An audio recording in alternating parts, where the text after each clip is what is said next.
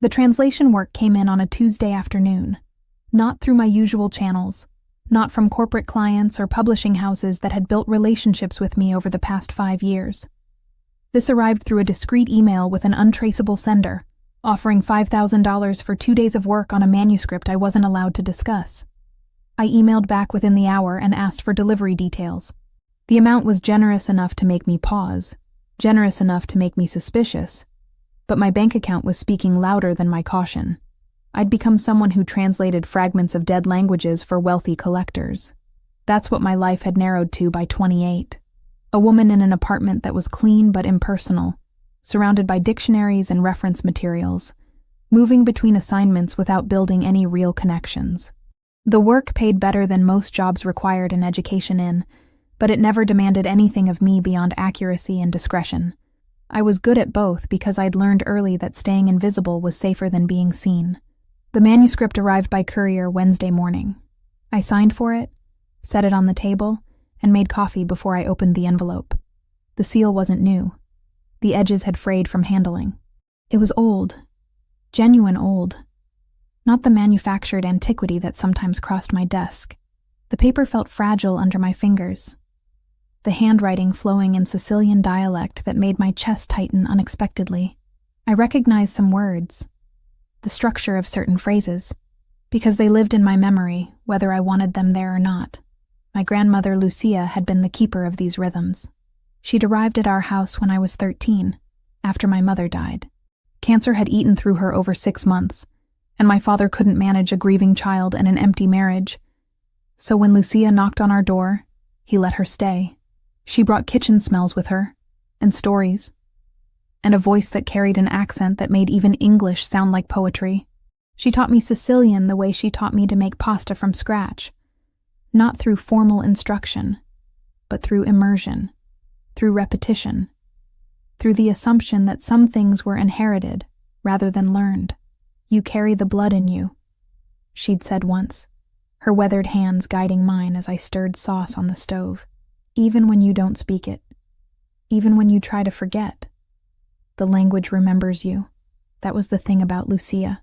She spoke in permanence, as if blood and language were forces that couldn't be negotiated with or abandoned, no matter how much distance you put between yourself and where you came from. She died 7 years ago. Cancer, like my mother. Like there was some curse written into the Marino family line. I was 22 when she went, and I kept her things in a box under my bed because I couldn't figure out what to do with them. Letters in her handwriting, photographs faded to the color of old newsprint, and a small book of prayers she'd copied out by hand. That book was what I reached for when I opened the translation file Wednesday morning. One prayer in particular appeared in both documents. The same sequence of words, the same intention behind them, translated across decades and geography.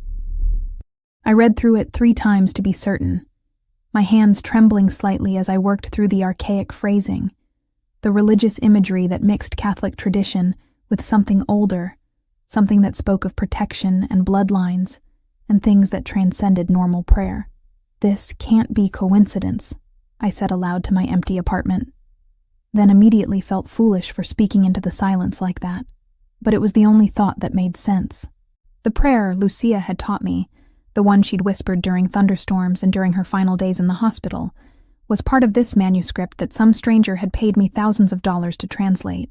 I tried to work through the rest of the document with professional focus. Translation required a certain detachment, a distance between myself and the material, but my concentration kept fracturing. That one prayer kept pulling my attention back like a current. By Thursday evening, I hadn't slept. I'd called in sick to 2 routine projects and spent 36 hours moving between translation work and researching the manuscript's origins. The document itself offered few clues about authorship or provenance.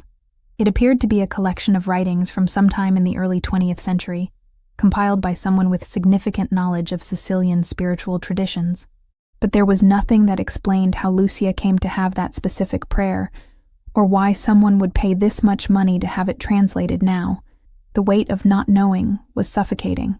All my life I'd tried to build something separate from my family history, something that was entirely mine. I'd chosen a career that dealt in precision and accuracy, which felt like the opposite of everything connected to my grandmother and the grandmother before her. Lucia had hinted at things without ever explaining them completely. She'd speak about family in ways that suggested depth and complexity I wasn't allowed to access. She'd use phrases like, the old ways, and what we protect, without clarifying what we meant or what required protection. Tuesday night, I told myself I needed to move the translation work forward. I told myself I needed to clear my head. What I actually needed was to feel close to something, to someone, to any part of the history that had shaped me without my consent. The church was 6 blocks from my apartment. I'd started going to St. Anthony's years ago, not from religious conviction, but from a need that I didn't fully understand. Lucia had taken me there once when I was younger, and something about the space had remained with me afterward. The way light moved through the stained glass, the scent of candles and old stone, the feeling that time moved differently inside those walls. I went on a Tuesday evening because that was when Lucia had taken me. I'd fallen into the habit of going on Tuesdays, sometimes just for 20 minutes, sitting in the back pews while other people prayed. I'd never been particularly religious. I didn't believe in divine intervention or salvation. But I believed in ritual, in the way repetition could create meaning even when the words themselves felt hollow. That particular Tuesday night, I was alone in the prayer section, just me and the altar candles and the weight of that translation work pressing against my thoughts. I knelt without planning to, my knees meeting cold stone, and I found myself speaking words in Sicilian that I hadn't spoken aloud since my grandmother's funeral. The prayer came back to me perfectly, every syllable, every inflection, every pause that gave the words their particular power. I wasn't thinking about what I was saying.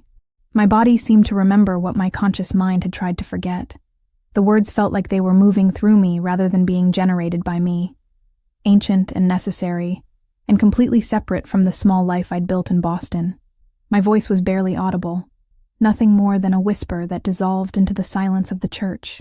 But in that moment, kneeling alone with my grandmother's prayer resurrecting itself in my mouth, I felt something shift, not dramatically, nothing visible from the outside, but inside, something that had been locked away for years suddenly seemed permeable.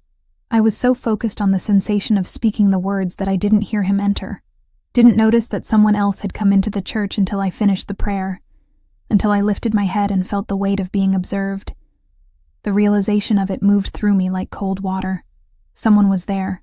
Someone had heard. I didn't turn around immediately.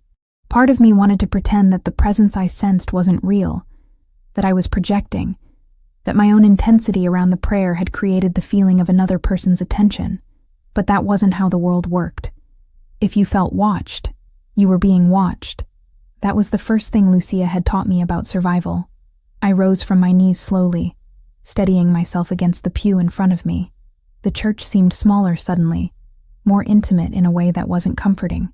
The candlelight threw shadows across the empty rows, and somewhere in those shadows was the person who had heard my grandmother's prayer emerge from my mouth. I turned. The church appeared empty.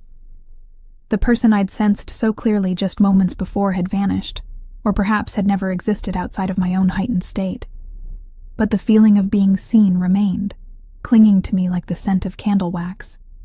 Someone had been there. I was certain of it. And they had heard something they shouldn't have. Franco Ravellini maintained his rituals with the precision of a man who understood that discipline was the only thing separating him from the chaos that lived in his bloodline. Every Tuesday night, without exception, he entered the St. Anthony's and knelt in solitude. It wasn't piety that drove him. It was inheritance. His mother, Margarita, had taught him that faith, when practiced correctly, was armor, not against bullets or law enforcement or rival organizations, against the hollowing effects of power, against the slow erosion of whatever humanity he'd been born with before his grandfather decided he had other purposes. Margarita had died when he was 17, cancer that moved through her body like a thief, stealing pieces of her until there was nothing left but determination to make sure Franco understood one thing before she went, that some rituals mattered more than others. She'd taught him a prayer that had been in their family for generations, a prayer that his grandfather had designed specifically for the Ravellini line. It combined old Sicilian blessings with intentions that reflected their values, their code. Protection against enemies. Protection against the corruption that came with absolute power. Loyalty to family above all other considerations. Franco had been reciting that prayer every Tuesday for 15 years. Alone in this church. No one knowing except his closest confidants. It was the one space where he wasn't required to perform leadership, where he could simply be a man trying to maintain connection to something beyond the violence that defined his life. This particular Tuesday was supposed to be routine. Franco had meetings scheduled until late afternoon, problems emerging within the organization that required his attention. The Verciani family had been testing boundaries again, sending signals that they believed territory in Boston was negotiable. 3 weeks ago, an attack on one of his warehouses. 2 weeks ago, infiltration attempts at his import business. Roberto had warned him that escalation was coming, that this wasn't posturing anymore, but genuine threat assessment. Franco had listened to the reports in his office on the top floor of a building that officially housed corporate finance operations. He'd made decisions that would ripple through the city in ways that law enforcement would eventually attribute to gang violence or organized crime, never understanding the precise architecture of Franco's choices. Then, as the afternoon faded into evening, he'd felt the familiar pull toward the church. It wasn't logical. Leaving his office when the organization was under pressure seemed like the wrong decision. The indulgence of a man who couldn't maintain focus. "I need to step away," he'd told Roberto, his closest associate, a man who had been with him for 25 years and knew his patterns better than anyone. Roberto had frowned slightly, but he didn't protest. That was the arrangement between them. Roberto handled the practical aspects of Franco's life, the security details, the contingencies, but he respected the Tuesday ritual as untouchable. "I'll have the car waiting," Roberto had said, and Franco had left the office, moving through the building with the casual authority that came from ownership, passing employees who looked at him with fear mixed with respect. None of them knew what he actually was. As far as the corporate structure was concerned, he was just another man in an expensive suit, someone who made decisions about money and operations. The church smelled like it always did. Candles and stone and age. Franco moved through the entrance and into the prayer section, heading toward his usual spot. The space was empty. Just him and the flickering light from the votive candles, and the particular silence that churches maintained. A silence that felt separate from the rest of the world. He was preparing to kneel when he heard it. A voice so quiet that at first he thought he'd imagined it. But no, it was real. Someone else was there. A woman, he realized as he oriented toward the sound. She was kneeling several rows forward, her head bowed, her voice barely audible. She was speaking Sicilian. Franco went absolutely still. His body understood before his mind processed what he was hearing. The dialect was exact, the inflection proper. Not Italian, not Sicilian as it was spoken by tourists or academics or people trying to reconstruct their heritage. This was real Sicilian, the kind that came from blood rather than study. She continued speaking. And then came the words that made Franco's entire nervous system activate as if an electrical current had run through him. His prayer. His family's prayer. The exact sequence of words that he'd been reciting for 15 years. That his mother had taught him. That his grandfather had created specifically for the Ravellini line. Words that were supposed to be known only to members of his family. Franco found himself moving without deciding to move. Drawn forward like a predator recognizing something it needed to understand. The woman was completely absorbed in her prayer, unaware of his presence. She was blonde, younger than he was, dressed in simple clothes that suggested a life without significant wealth. Her hands were folded in her lap, her posture suggesting genuine vulnerability rather than performance. When she finished the prayer, she did something that stopped Franco's breath. She spoke the ancestral names, the continuation that came after the main prayer, the part that only true family knew. She said the names in Sicilian, honoring the lineage the way she'd been taught, the way that tradition dictated. Franco was looking at a ghost, or at a piece of his history that had somehow manifested in physical form. He backed away carefully, moving toward the exit without drawing attention. His mind was fractured into multiple simultaneous realities. This shouldn't be possible. The prayer was internal to his family, protected information that had never left the circle of blood. Yet here was a woman in a church in Boston, speaking his mother's words like they were her own inheritance. He exited the church without acknowledging her presence, moving back into the night air where Roberto was waiting with the car. Franco climbed into the back seat and instructed Roberto to drive, not toward his office, but toward one of the safe houses he maintained throughout the city. His hands were shaking slightly, which he recognized as unusual. Franco didn't shake. He didn't allow his body to respond to surprise or shock or confusion.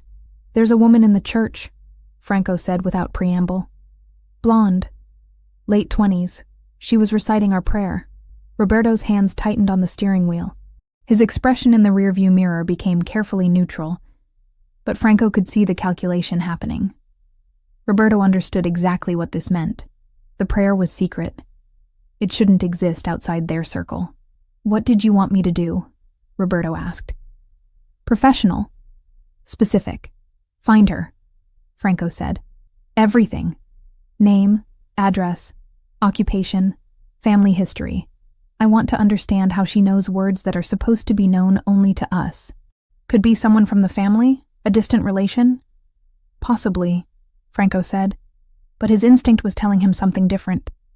This woman had the look of someone completely separate from their world. She had the appearance of someone who lived in ordinary circumstances, who worked regular jobs, who didn't understand the complexity of what she carried inside her. Yet she knew the prayer with perfect accuracy. By Wednesday morning, Roberto had delivered preliminary information. Valentina Grant, 28 years old. Translator. No criminal record. No connections to organized crime that were immediately apparent. Her mother was deceased. Father unknown. Absent since her birth. Her last identifiable family member was a grandmother named Lucia Marino, who had died 7 years prior. The name Marino struck Franco like a physical blow. Marino. That was the family name of his grandfather's wife.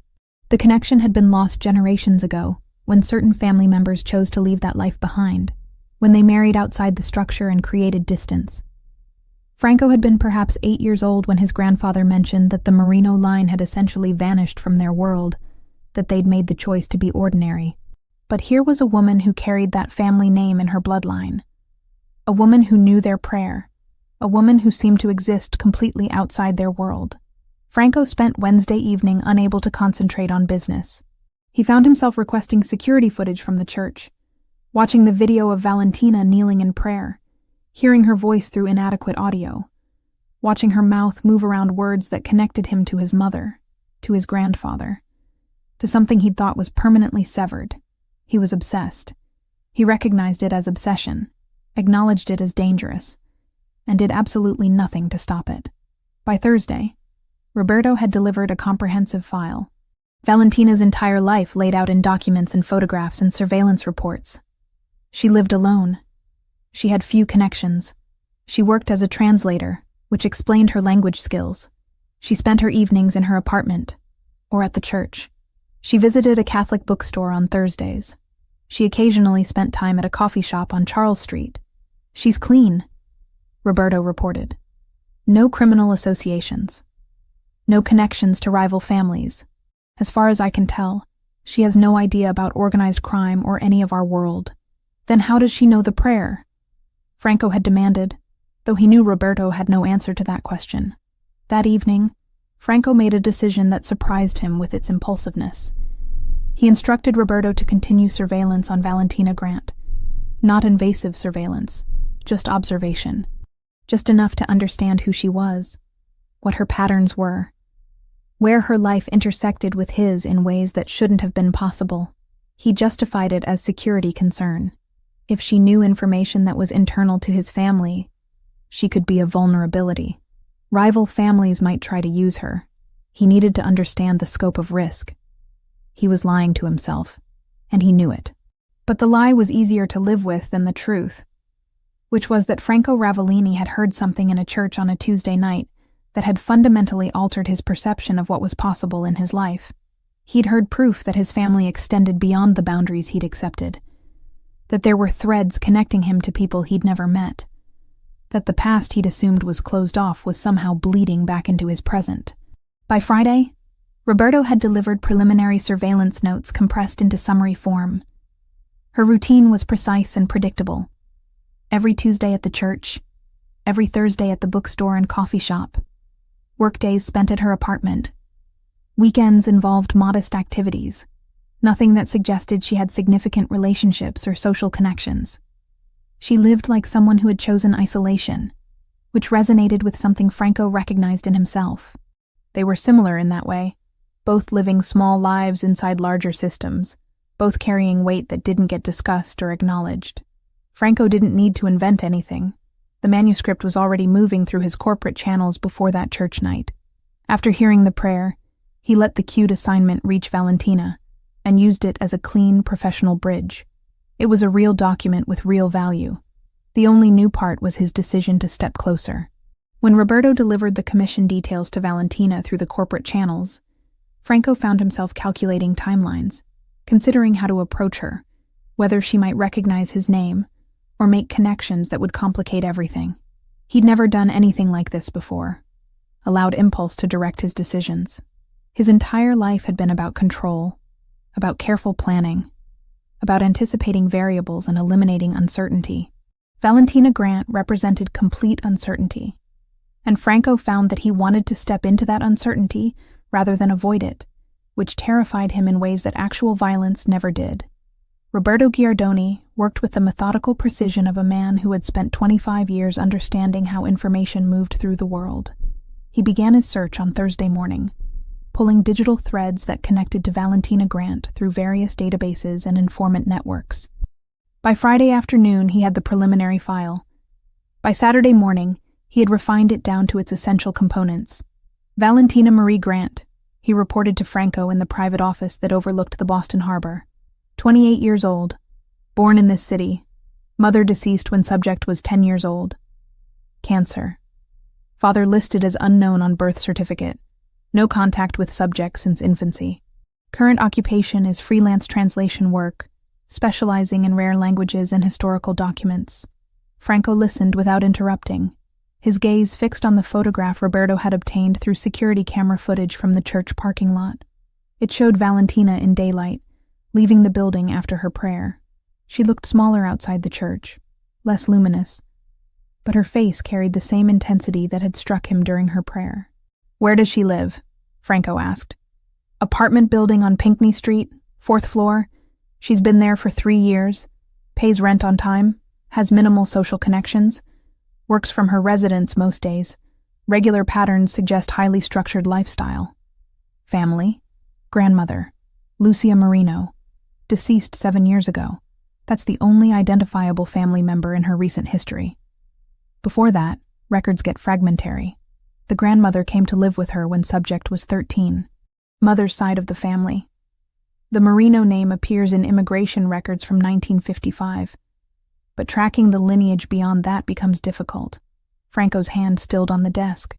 Marino, the name that had supposedly disappeared from his family's orbit decades ago, that his grandfather had mentioned only once, in a way that suggested the connection was severed intentionally. "How much do we know about Lucia Marino?" Franco asked. Roberto consulted his notes. Lucia Marino, born 1928 in Palermo, Sicily.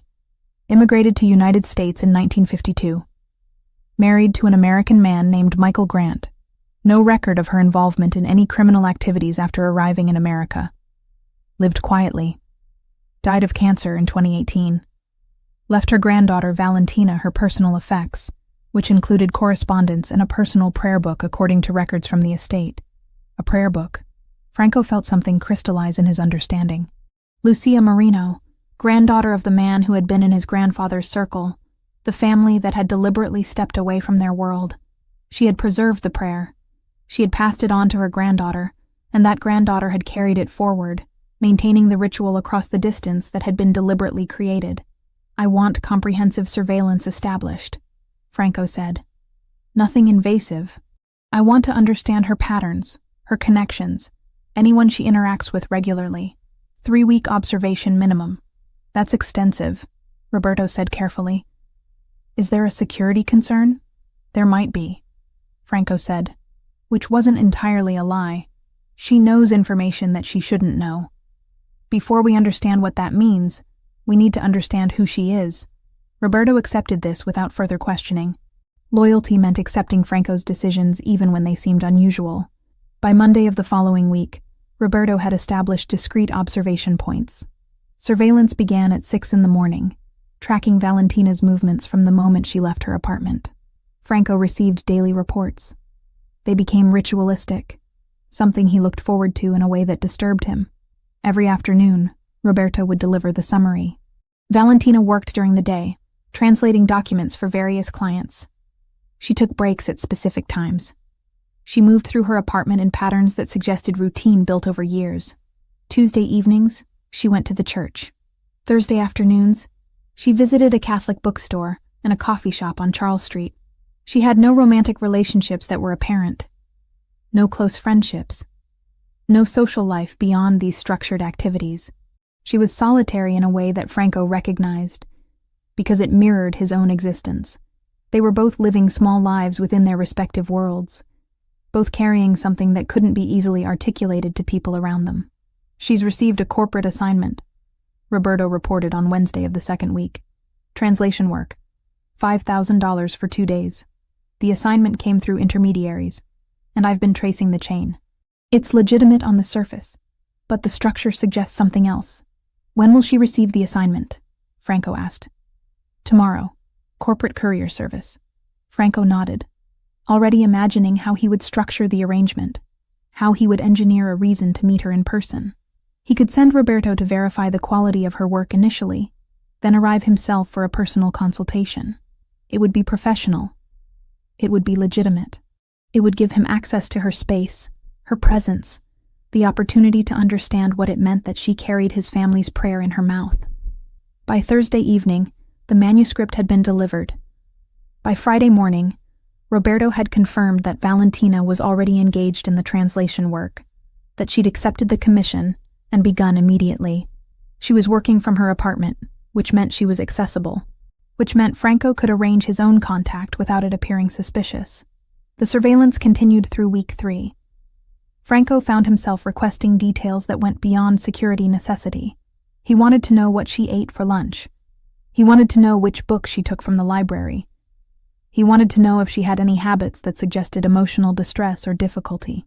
These requests were unusual, and Roberto's eyebrows rose slightly at some of them. But he provided the information without commentary. She visits the public library on Wednesday afternoons, Roberto reported. Checks out books on Sicilian history, on Italian language guides, on family genealogy research. She appears to be trying to trace her family history. Of course she was. She carried their prayer in her body and didn't understand where it came from. She was searching for meaning in a lineage that had been deliberately hidden from her. Anything else? Franco asked. She appears emotionally isolated, Roberto said carefully. No indication of depression or crisis. But she moves through the world like someone who doesn't expect to connect with other people. She has money in her account but lives below her means. Her apartment is minimal. She has few possessions. It suggests someone who either values freedom or doesn't believe she deserves to be comfortable. Franco understood that state. He lived the same way, despite having access to unlimited resources. The money didn't matter when everything you owned could become evidence or leverage or a target for enemies. Comfort was a luxury reserved for people whose lives weren't inherently unstable. I want to meet with her, Franco said on Friday of week 3. Arrange something that looks professional. Roberto will make initial contact about the translation work verification. I'll follow up personally. That's direct, Roberto said. Are you sure that's the approach you want? I'm not going to maintain surveillance indefinitely, Franco said. I need to understand what she is, what she knows, why she carries information that belongs to my family. And if she's dangerous? Then we'll discover that when we meet, Franco said, though he already knew with certainty that Valentina Grant wasn't dangerous. What she was a key, a piece of his history that had somehow found its way back to him. And Franco had spent too long in isolation to let that opportunity pass without reaching for it, regardless of the complications it might create. Roberto Giardoni's office was located in a building that officially housed import-export operations. The space was nondescript, professional, designed to deflect attention rather than attract it. But inside his private room, secured behind steel-reinforced doors and electronic locks, was a network of computer systems and filing cabinets that represented decades of accumulated intelligence. Roberto had built this infrastructure over 25 years because he understood something fundamental about power. Information was the foundation upon which everything else was constructed. He began his search on Thursday morning, pulling threads that connected through various databases. His hands moved across the keyboard with practiced efficiency, accessing records that weren't meant to be public. By early Friday afternoon, preliminary data had coalesced into something coherent. By Saturday morning, he had refined the investigation into a comprehensive file that he scheduled to deliver to Franco in person. The meeting happened in Franco's private office, located on the top floor of a building that appeared to house corporate finance operations, but was actually the nerve center of Franco's organization. Franco sat behind a desk constructed of dark wood, with windows overlooking the harbor. He was reading reports when Roberto entered, but he set them aside immediately, giving his full attention to the older man. Valentina Marie Grant, Roberto began, placing the file on the desk. 28 years old, born in Boston. Mother deceased when subject was 10. Cancer. Father listed as unknown on birth certificate. No contact record between subject and father since infancy. Franco listened without interrupting, his gaze fixed on the photograph that Roberto had included. It was taken from security footage outside the church, captured the moment Valentina had stepped into daylight. She appeared smaller in the photograph than she had seemed during prayer, more vulnerable, but her features carried the same quality of intensity that had struck Franco so profoundly. Current occupation is freelance translation work, Roberto continued. She specializes in rare languages, historical documents, linguistic analysis. Her client base includes private collectors, academic institutions, museum acquisitions departments. Income is irregular, but substantial. She appears to live below her means. The apartment she occupies costs approximately $1,200 per month. Her bank records indicate she could easily afford something more prestigious, but she chooses not to upgrade her living situation. How long has she lived there? Franco asked. 3 years. Minimal variation in her patterns suggests someone who has deliberately constructed stability, or someone who doesn't believe they deserve more. The psychological profile isn't immediately clear. Franco nodded slowly, understanding that assessment. He recognized that particular form of self-imposed limitation because he lived the same way, despite having access to virtually unlimited resources. Comfort was a liability in his world, a vulnerability that enemies could exploit. Family connections? Franco asked. Roberto pulled a secondary document from the file. Grandmother, Lucia Marino, deceased 7 years ago. That's the only identifiable family member in recent records. Before that, the genealogical trail becomes fragmented. The Marino name appears in immigration records from 1955, but historical documentation beyond that point is limited. Lucia Marino was born in 1928 in Palermo, Sicily. She immigrated to the United States in 1952. She married Michael Grant, an American citizen of Irish descent. No record of Lucia's involvement in criminal activity after immigration. She appears to have lived a quiet, ordinary life. Franco's hand stilled on the desk. Palermo, 1928. The date and location aligned with generational timing that would have placed Lucia Marino in proximity to his grandfather's circle. Marino, the name that had supposedly disappeared from his family's orbit decades ago, severed deliberately when certain family members chose to leave that life behind. What was her relationship with her granddaughter? Franco asked. Lucia came to live with Valentina when she was 13, following the death of Valentina's mother. According to neighbors, they were quite close. Lucia remained in the household until her death from cancer when Valentina was 22. Estate records indicate that Lucia left her granddaughter personal effects including correspondence and a personal prayer book. A prayer book. Franco felt something crystallize within his understanding. Lucia Marino had preserved it.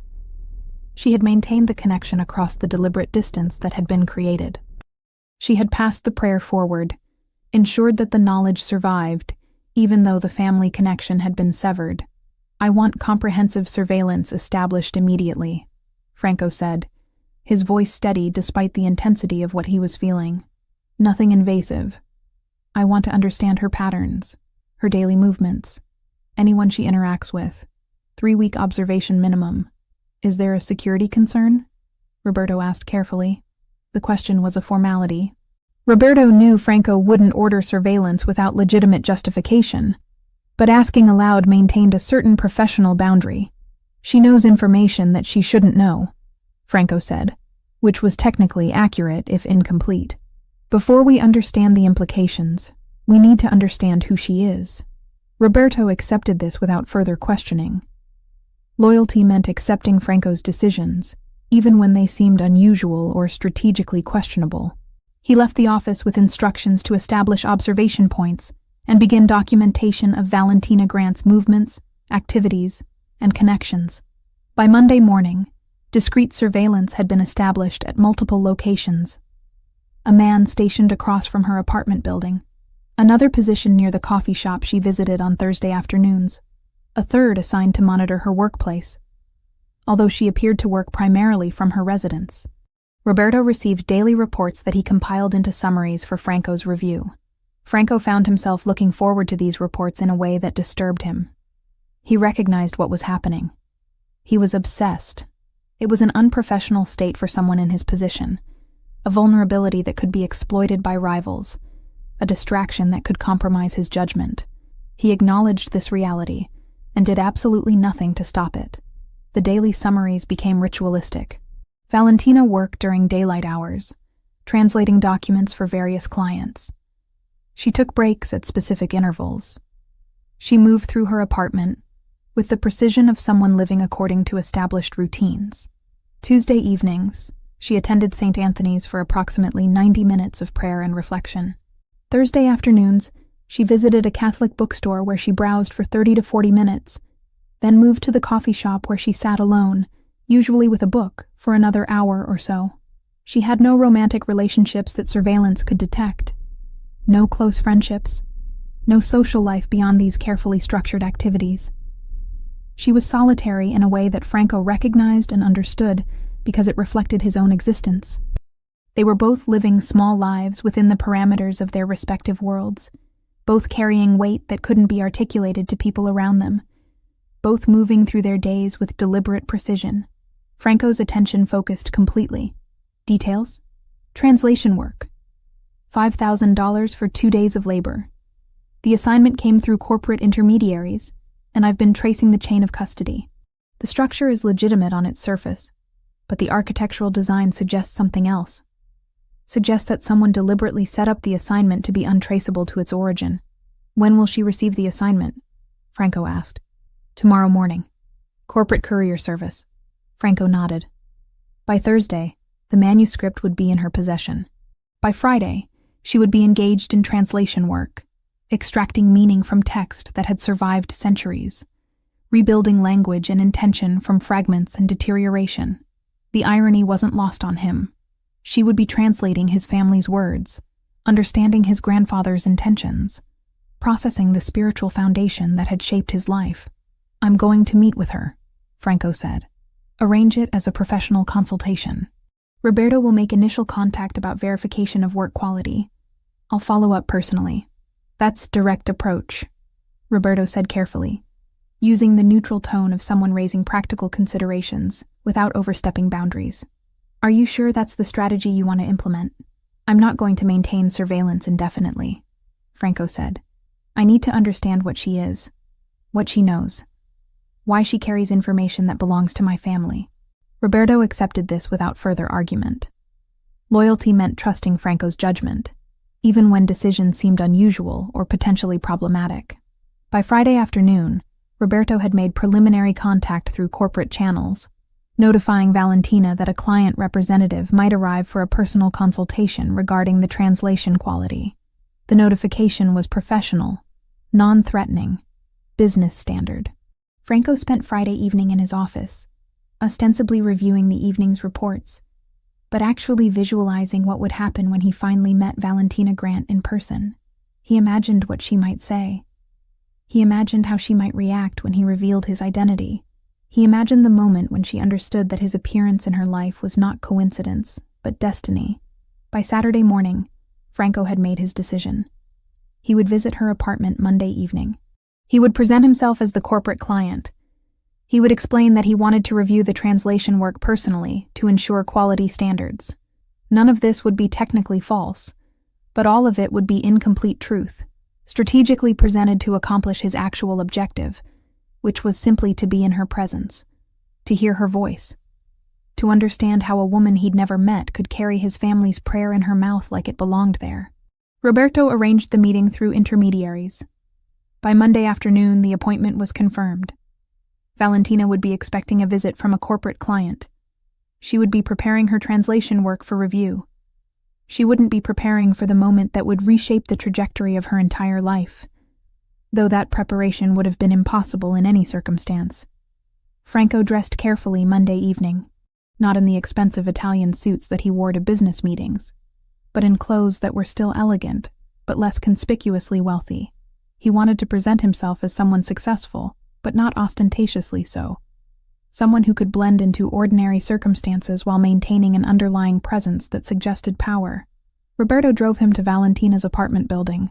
The old brick structure stood on Pinckney Street, a neighborhood that had gentrified unevenly, where young professionals lived alongside families who had inhabited the area for decades.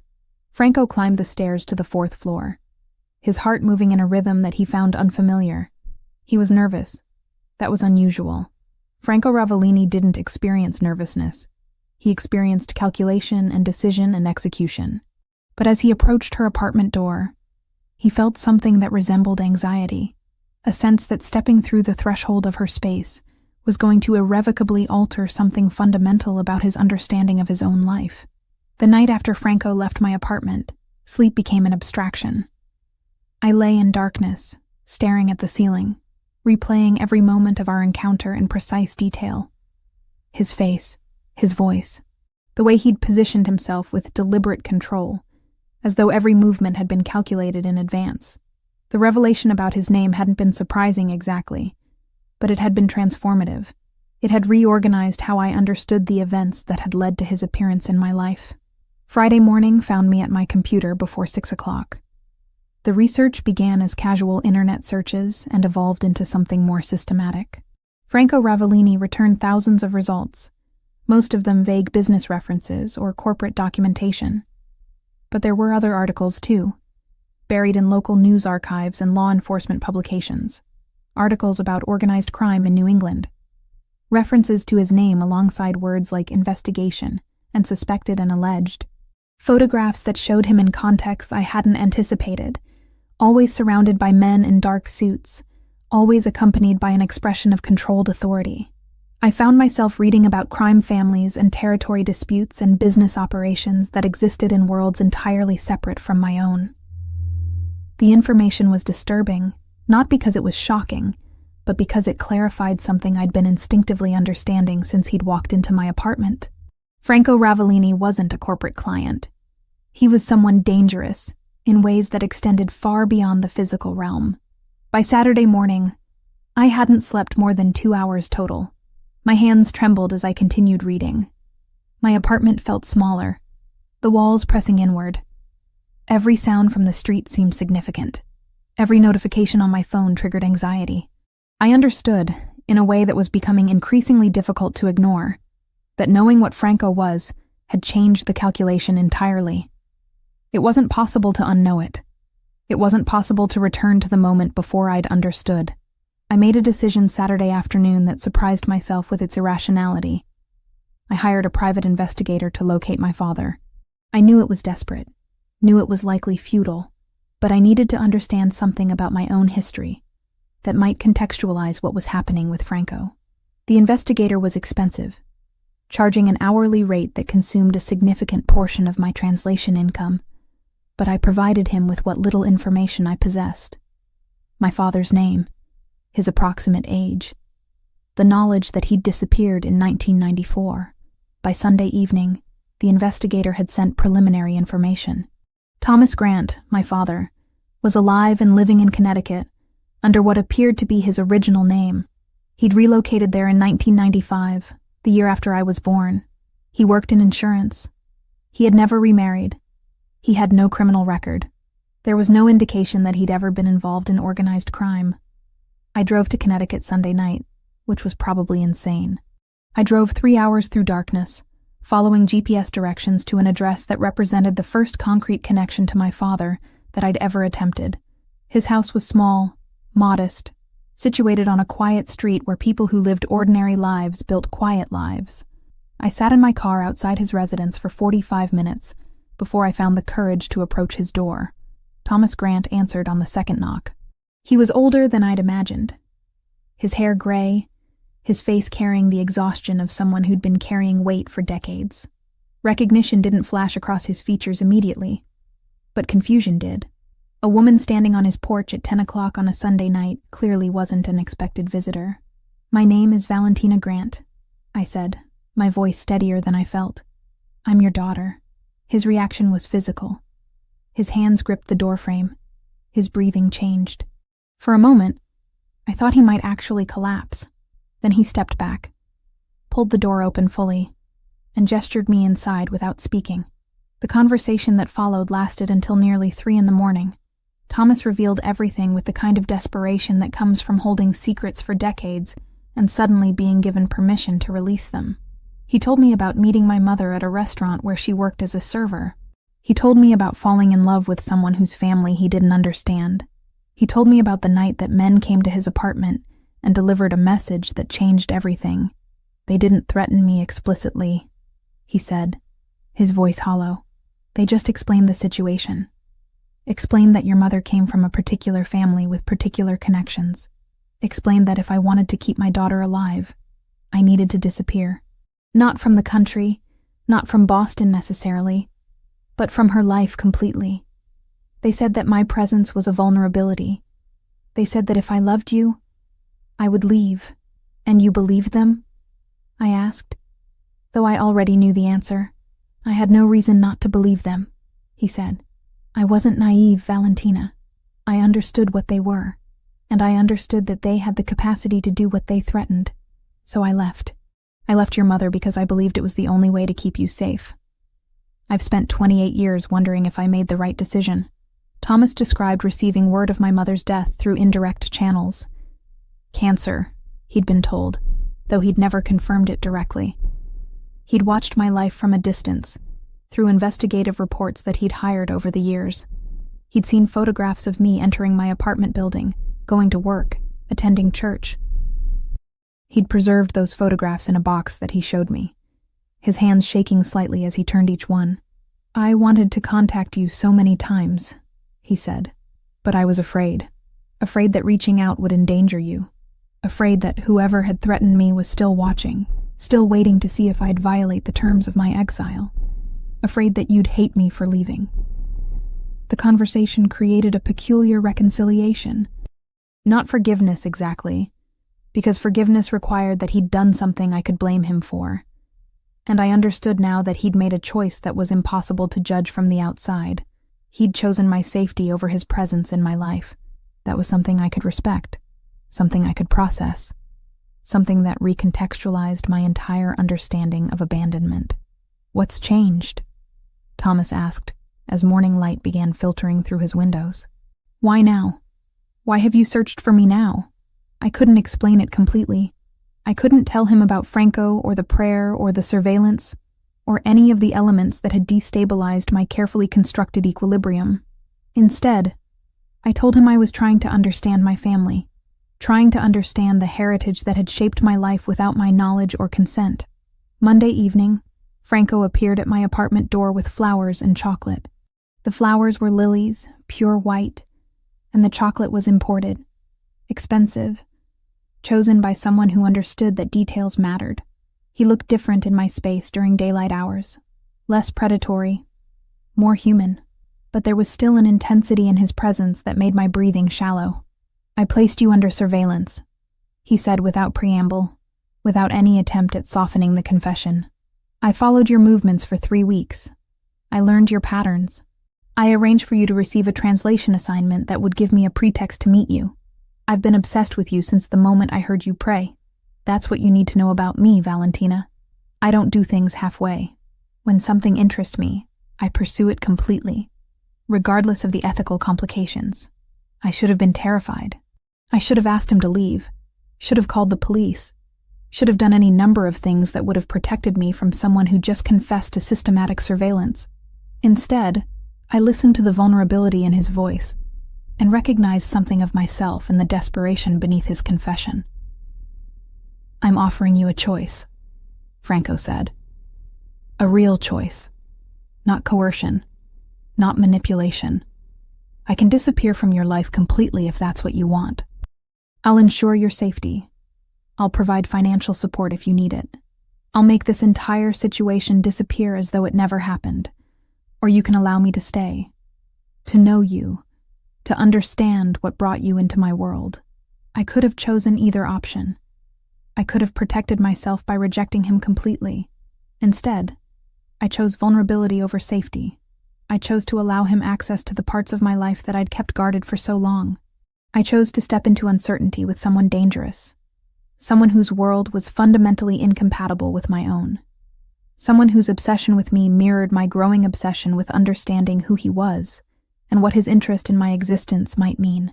"Stay," I said, the word barely audible. "Tell me something true about yourself." Franco took a step closer. His hand reached out, fingers brushing against my jawline with careful intentionality. "Everything about this is true," he said. "My obsession with you. My need to understand how you know my family's prayer.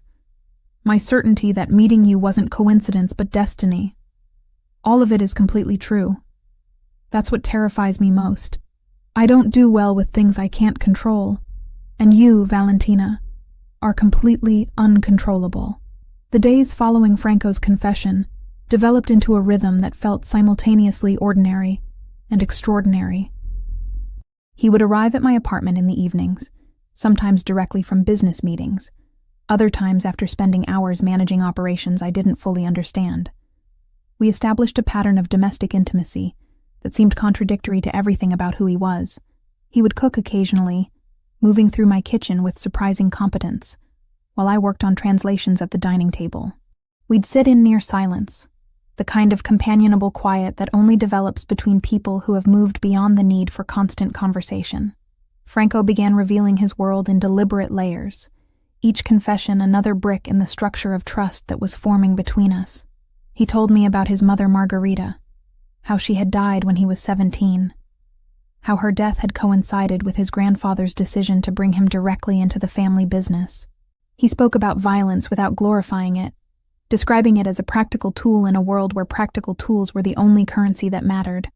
"I've killed people," he said one evening, his voice completely neutral. "Not many.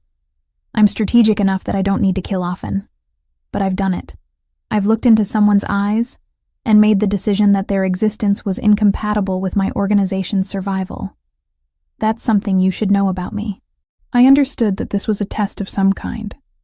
A moment where I could express horror or judgment and fundamentally alter what was developing between us. Instead, I acknowledged his statement without condemning it. "I believe you," I said. "I don't think you're someone who lies about what he is." His expression shifted into something that resembled relief, as if my acceptance of his nature, without the complications of moral outrage, gave him permission to continue existing as he actually was, rather than as some sanitized version of himself. During these conversations, I processed my own understanding of my father Thomas with newfound clarity. I had visited him again, had spent entire weekends in Connecticut, allowing him to tell me the details of his life that had been shaped by fear and the need to protect me from circumstances he had never fully controlled. Thomas had shown me photographs of my mother, had described her with the kind of tenderness that comes from loving someone completely and then losing them. He had explained that my grandmother Lucia had been his only connection to my mother after their separation, and that Lucia had maintained the barrier between him and me with deliberate precision because she understood that the threat was real. "Your mother's family wasn't involved in criminal activity directly," Thomas had explained, his hands trembling slightly, "but they had connections. Lucia broke those connections deliberately when she married my father and immigrated to America. She thought she'd escaped it completely, but apparently There were people who didn't accept that she'd simply stepped away. The complexity of my family history was becoming comprehensible through Franco's presence in my life. He represented the world that my grandmother had fled, the traditions that she had preserved through prayer and language while actively rejecting their practical application. And I, somehow, had inherited both the spiritual legacy and the vulnerability that came with it. One evening in late November, Franco arrived at my apartment with visible tension in his shoulders. He moved through the space with less grace than usual, his movement suggesting something had disturbed his equilibrium. He kissed me briefly, then moved to the window and stood there looking out at the Boston skyline without speaking. "What happened?" I asked. "An attack on one of our warehouses," he said. "The Versiani family is escalating beyond the level of posturing we've been managing. This is becoming something more substantial. Is it serious?" The question felt naive even as I asked it, but I didn't know how to quantify threat in Franco's world. "It's manageable," he said, which seemed like a non-answer, "but it requires attention. I'm going to need to be away from here more frequently, sometimes for extended periods. You'll need to understand that my presence can't be constant." I understood then that our domesticity had existed in a kind of bubble, a space where I could temporarily forget that Franco existed within a complex structure of power and violence and territorial conflict. The attack on his warehouse was a reminder that this structure was always present, always demanding management and strategic response. Roberto appeared at my apartment the following Tuesday evening, which had never happened before. His arrival suggested that something had shifted in Franco's operational security protocols. Roberto stood in my living room with his characteristic professional demeanor, though I could detect something approximating concern beneath his carefully neutral expression. "Franco is occupied with operational matters," Roberto said. "He asked me to inform you that there may be escalated activity over the coming weeks. He wants you to be aware that your safety is a priority, but that his availability will be compromised." "Is he in danger?" I asked directly. Roberto considered the question with the gravity it deserved. "Franco is always in danger," he said. "That's the nature of his position, but he has survived 32 years in this world through a combination of strategic thinking and the loyalty of people who are willing to sacrifice for him. I'm among them. So the danger is managed as much as it can be managed in circumstances like these." After Roberto left, I spent the night researching the Versiani family. Online information was limited but suggestive. They were described as a rival organization, based in New York, but attempting to expand territory into New England. They were allegedly involved in operations that ranged from traditional organized crime activities to more modern criminal enterprise. They were considered dangerous enough to warrant FBI attention, though law enforcement's effectiveness against organizations like them appeared limited. Franco called me at 3 a.m. His voice carried the particular quality of exhaustion that comes from making decisions with significant consequences. "I need you to understand something," he said without preamble. "My world is about to become more complicated. Wars don't resolve themselves quickly, and the Versiani situation appears to be developing into something that will consume significant time and resources. I don't want you to be caught in the crossfire of that. Not physically, but emotionally. Not because I don't want you in my life, but because I want you to have the option to remove yourself if this becomes too much. Are you offering me an exit?" I asked, hearing the vulnerability in my own voice. "I'm offering you reality," he said. "I'm offering you the truth that being connected to me means being connected to all of this. The violence, the complexity, the uncertainty. I know what I'm asking of you, and I want you to make that choice with complete information." "I don't need to leave," I said. "I'm choosing to stay." There was silence on the line, the kind of silence that carries weight. "Then I need to move you somewhere safer," Franco said. "Somewhere that I can protect you more effectively. I have a house in the suburbs. It's secure. I want you to move there while this situation develops." The proposal should have terrified me. It should have triggered every instinct of self-preservation I possessed. Instead, I felt a strange sense of relief. Moving to Franco's secure location meant surrendering control, but it also meant surrendering the isolation that I'd maintained for so long. It meant accepting that I was no longer moving through the world alone, that someone with considerable resources had determined that my safety mattered enough to require extraordinary measures. "When?" I asked. "Monday," he said. I'll have someone assist with your transition. Pack essentials. Don't worry about most of your possessions. The house has everything you'll need. That Friday evening, Franco appeared at my apartment for the last time in that space. He moved through the rooms with the deliberation of someone taking final photographs in his memory. He stood in front of the altar where I kept photographs of Lucia, studying the images like they might reveal secrets. Your grandmother was remarkable, he said. She preserved something that was supposed to be protected and secret. She did it anyway, maintained the connection across distance and deliberate severance. That took courage. She was, I agreed. I'm just now understanding how much. Franco pulled me close, his arms surrounding me with the kind of protective intensity that suggested he was preparing for a separation. Once you move to the house, things are going to change. I won't be able to maintain the level of proximity we have now. There will be days where I'm completely absent. There will be decisions I'm making that you won't be informed about because the information would place you in danger. You're going to have to trust me through circumstances where trust is the only currency that matters. I nodded against his chest, understanding that we were entering a new phase of whatever this was. A phase where safety required sacrifice, where protection required distance, where love existed alongside danger in ways that I was only beginning to comprehend. The safe house existed in a state of controlled isolation. Located in the suburban reaches of Boston, where properties sat back from roads behind wrought iron gates and mature trees, it was a mansion disguised as understated wealth. From the outside, it appeared to be simply an expensive home owned by someone who valued privacy. Inside, the architecture revealed its true purpose. Reinforced windows that appeared decorative, but were constructed from materials designed to withstand significant force. Cameras positioned at strategic angles throughout the interior and exterior perimeter. Security systems integrated into walls in ways that were barely visible unless you knew what you were looking for. Franco had given me a tour on Monday morning before disappearing for meetings that would occupy his attention for the next 3 days. He'd shown me the kitchen, the library, the master bedroom that had windows overlooking a private lake that reflected gray November sky. Everything I could possibly need was provided. Food stocked in the refrigerator, books arranged on shelves, a workspace set up with computer systems and translation tools. "You won't be imprisoned here," he'd said, showing me the security panel that controlled the gate. "You can leave if you want to, but I'd prefer that you didn't. Not until the situation stabilizes." The situation didn't stabilize. By Wednesday, Franco arrived at the house with visible injury. His left shoulder was bandaged beneath his shirt, and he moved with the careful deliberation of someone managing pain.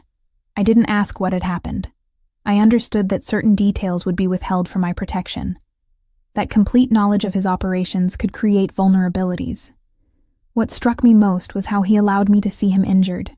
He didn't hide it or downplay it. He simply accepted my presence as he showered and changed, letting me help him into clean clothes, permitting my hands to touch the bandage with careful gentleness. It was an intimacy that transcended the physical. "How bad?" I asked. "Manageable," he said, which had become his standard response to any question about the severity of circumstances. "It'll heal. Everything heals eventually." Thursday evening, Franco's focus shifted partially toward me. He brought files into the library where I'd been working on routine translation assignments, spreading documents across the heavy wooden table. "I need your expertise," he said. "These are intercepted communications, Russian. I need to know what they say, but more importantly, I need context. I need to understand what they're planning." I examined the documents. They were photographs of written communications, some in Russian Cyrillic, some in English with Cyrillic notations. The vocabulary was military in nature, discussing movements and operations and strategic positioning. "This is complicated," I said. "Some of this is coded. They're not being completely explicit because they suspect their communications might be monitored. But you can interpret the subtext?" "Possibly," I said. "Give me time." I worked for 3 days straight, breaking only for sleep and meals. Franco provided me with reference materials and historical context about Russian criminal organizations. The communications began to cohere into something meaningful. They were discussing infiltration strategies, Discussions of which of Franco's operations were vulnerable. Plans for escalation. By Sunday evening, I had compiled a translation that painted a clear picture of the Versiani-Russian alliance's intentions. They weren't just attacking Franco's operations. They were systematically mapping his organizational structure with the goal of complete destabilization. "This is sophisticated," I told Franco as I presented my findings. "They're not acting rashly. They're conducting reconnaissance, understanding your vulnerabilities before they make a major move, which means we have time," Franco said, though his expression suggested that time was a limited commodity. "Thank you. This information changes our strategic calculations significantly." He kissed me briefly, then was gone again, pulled back into meetings and decisions that would shape how his organization responded to the threat developing around us.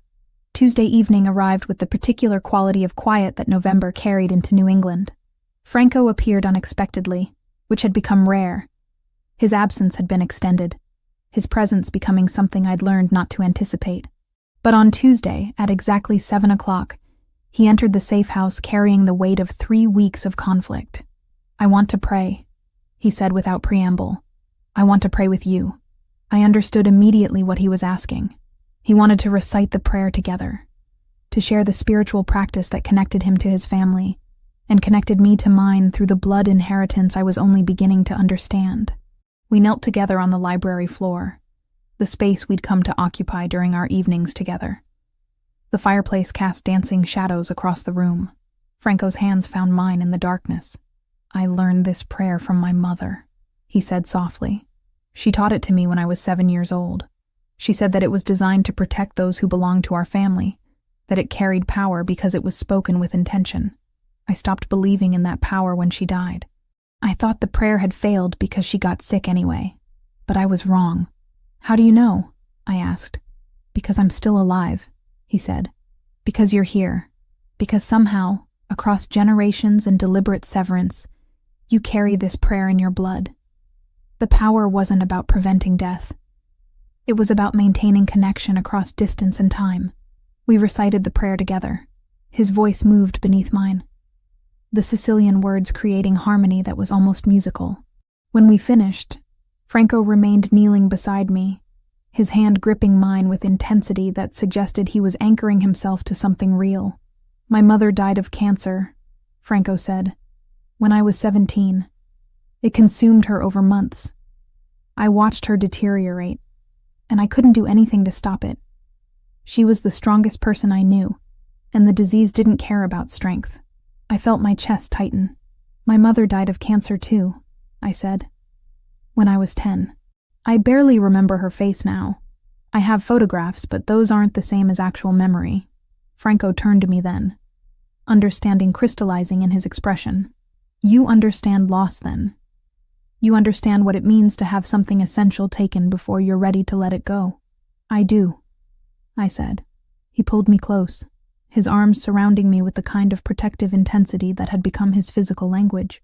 We stayed like that for hours, kneeling in front of the fire, holding each other in the way that people do when they've recognized in each other something fundamental about survival and grief.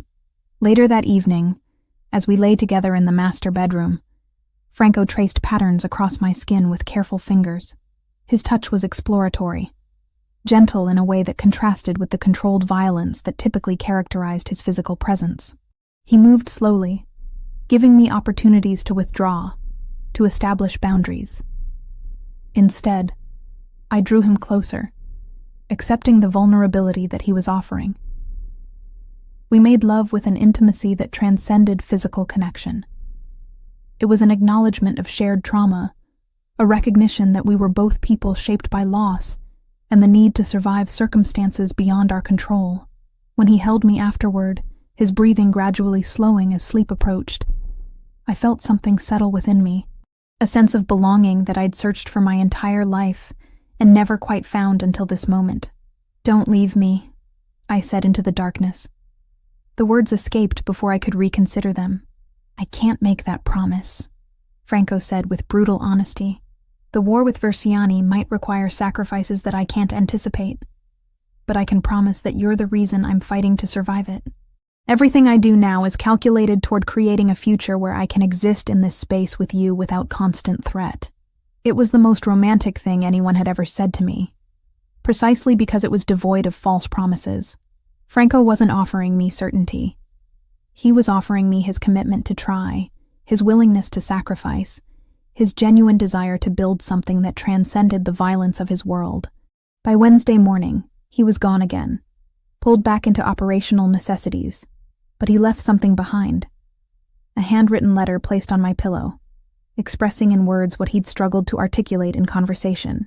He wrote about recognizing in me something that he thought had been permanently severed from his capacity to feel. He wrote about his mother, and about his fear that his existence would inevitably damage anyone who allowed themselves to love him. He wrote about choosing to believe that perhaps his mother had been right about the power of the prayer, and that perhaps Valentina Grant had been sent into his life specifically to remind him why survival mattered. The war reached its crescendo during the third week of December. Franco had been absent for increasingly extended periods, arriving at the safe house only in brief intervals to shower, change clothes, and consume reports that Roberto delivered with mechanical precision. The tension in his shoulders had become permanent, his movements suggesting someone operating on depleted reserves of both physical stamina and emotional energy. Valentina remained at the safe house, continuing her translation work, but with a new intensity of purpose. The Russian communications that Franco needed interpreted had become her singular focus. She worked methodically through the intercepted messages, recognizing patterns that suggested the Verciani alliance was approaching their final operational phase. The organization wasn't simply attacking Franco's territory. They were executing a coordinated strategy designed to dismantle his infrastructure systematically. By the 15th of December, Valentina had compiled a comprehensive translation that outlined the Russian organization's complete assault plan. She presented the findings to Franco during one of his rare appearances at the safe house, spreading the documents across the library table where they'd spent so many intimate evenings. "They're planning a coordinated strike," Valentina explained, pointing to specific passages she'd translated. 3 separate operations scheduled for simultaneous execution. Here, financial operations. Here, territorial consolidation. And here, direct confrontation with your leadership structure. They're not leaving anything to chance. This is designed to be decisive. Franco studied the translations with the focus of someone whose survival depended on understanding details. "When?" he asked. "The communications suggest the strike is planned for next week, December 22nd. They believe your organization will be compromised by holiday operations and reduced vigilance." Franco nodded slowly. "They're strategically sound. Holiday periods do create vulnerability." He looked at Valentina with an expression that carried gratitude mixed with something approximating awe. "You've given us the information we need to neutralize this threat before it develops into full conflict. What happens now?" Valentina asked. "Now I ensure that we survive," Franco said, "and that you understand that everything I've done, everything I do moving forward, is calculated toward creating a future where survival doesn't require constant vigilance." He kissed her briefly, then was gone again, pulled back into the complex machinery of war and strategic response that was his world. The intelligence that Valentina had provided gave Franco something he hadn't possessed before, the ability to be proactive rather than reactive. He positioned his people in locations where the Verciani strikes were anticipated. He reinforced vulnerable operations. He established surveillance networks that would alert him the moment any of the planned attacks began to materialize. What happened next was unusual in the world of organized crime. Instead of open warfare, there was negotiation. Alexei Popov, the Russian leader who had coordinated the entire assault, arrived in Boston personally expecting to find Franco's organization in disarray. Instead, he discovered that every contingency he'd planned for had been anticipated and countered. Every strike that his people attempted to execute was met with resistance, positioned precisely where it needed to be. The negotiation happened in a private restaurant in the North End, a space controlled by neutral parties who had brokered similar discussions in the past. Franco and Alexei Popov met across a table laden with untouched food, their conversation conducted in the carefully measured tones of 2 powerful men who recognized that continued conflict would be mutually destructive. "You're more resourceful than I anticipated," Popov said in Russian, his accent thick, but his intention clear. "You're more ambitious than you should have been," Franco replied in English. Expanding into territory that has established protections requires more than organizational zeal. It requires understanding the landscape you're entering. I have information suggesting that your organization is vulnerable. Popov countered. You had information, Franco corrected. Past tense. The woman who translated your intercepted communications for me understands Russian military dialect better than your people understand operational security. Your every plan was visible to me before you executed it. Popov's expression hardened, but he recognized the reality of the situation. His assault had failed before it had begun. The Ravellini organization remained intact, their operations uncompromised, their leadership secure. Continuing to press forward would only result in losses that couldn't be absorbed. What do you propose? Popov asked after a silence that stretched across minutes. Withdrawal, Franco said simply. Your organization focuses on territories where you don't conflict with my interests. Verciani family concentrates on operations outside New England. In exchange, you receive a payment that compensates for the time and resources you've invested. Everyone survives. Everyone profits. Nobody declares victory because the terms are designed so that both parties understand mutual respect. Pragmatism won. Popov accepted the terms because they represented the best outcome available given the circumstances. Within 48 hours, the Russian organization had begun dismantling their Boston operations. The threat that had dominated Franco's attention for weeks suddenly dissipated, not through destruction, but through negotiated capitulation. Franco returned to the safe house on the 23rd of December, with the particular kind of exhaustion that comes from navigating between life and death, and choosing to preserve both. He found Valentina in the library, exactly where she'd been when he'd left. She looked up from the translation work she'd been completing, and her expression shifted into something that resembled relief. It's over? She asked. It's resolved, Franco said, which is better than over. Over implies casualties and destruction. Resolution implies survival and adaptation. He moved to the window and stood there, looking out at the snow that had begun falling across the landscape. December was transitioning into something colder, darker, but the snow created the illusion of purity and renewal. I need to offer you something, Franco said without turning from the window. A choice. A real choice. Not something constrained by circumstances or obligation. You can leave. I'll provide you with $250,000. New documents if you want them. Complete financial support for whatever life you want to build. Or you can stay and continue building what we've started here. And if I leave? Valentina asked. Then I wish you well and I disappear from your life, Franco said. Roberto will ensure your safety. You'll never worry about the Verciani or any other organizational threat. You'll be free. Valentina stood and moved to the window beside him. She looked at the snow falling across the landscape and understood that she was at a crossroads that genuinely offered two paths forward. I don't want to leave, she said finally. I'm choosing to stay. But not because I feel obligated. Because I want to. Franco turned to her then. Then we rebuild, he said, together. Over the next 3 months, life reconstructed itself into a different configuration. Franco re-established Valentina in her original apartment in Boston, though with significantly enhanced security systems. She resumed her translation work, but now with occasional consulting assignments from Franco's organization when sensitive documents required expertise that nobody else possessed. Roberto developed a particular respect for Valentina that transcended his professional loyalty to Franco. He began checking in on her periodically, ensuring that she had everything she needed while Franco attended to organizational matters that demanded his attention. Valentina reconnected with her father Thomas, visiting him in Connecticut once monthly. Their relationship deepened through conversations that finally addressed the fundamental abandonment that had shaped her childhood.